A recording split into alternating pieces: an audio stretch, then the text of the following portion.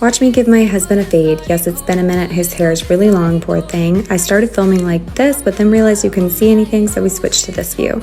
This is how you adjust your clippers. If you are doing a fade, it raises and lowers, which makes the hair longer or shorter, depending.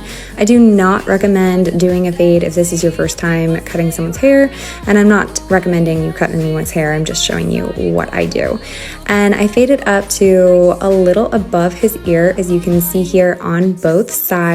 Careful around the ears, definitely folding them down so you don't cut them, because that is very possible without a guard. I did put on a guard here. It's a number 1. I use the guard for the sake of time because my babysitter's watching my baby and for the sake of this video.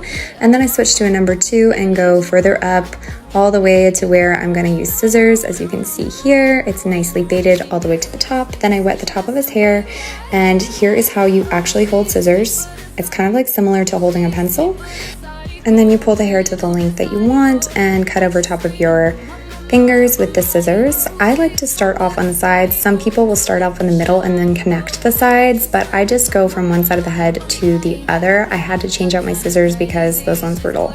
And here I am doing the front. You definitely want to overextend and pull back as well for the front to make sure you get all those scrangular little hairs in the front and that it's all even and smooth. And as you can see right here, I'm cross-checking, so you go both horizontal and vertical on the top of the head. You don't want to just go one way because it won't end up even. And of course, there's going to be longer and shorter parts depending on how the hair grows on the head and the shape of the head, but for the most part, it should be pretty even. This is me cleaning up the sides, and I always check, even though I use the guard, that everything is nice and even and there's no missed hairs. This is always the trouble point with the little cowlick in the back for most people. So you either want this really short or you want it longer. My husband likes it shorter, so we're doing it shorter here.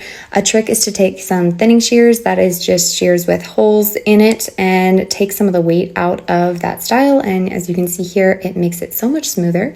Here's me cleaning up his neck and just making sure I got all of the sides perfectly even, going around those ears again really carefully because there's no guard here, cleaning up his eyebrows and ear hairs and all of that. And then I always triple check the front because that's where the moneymaker is, right in the face.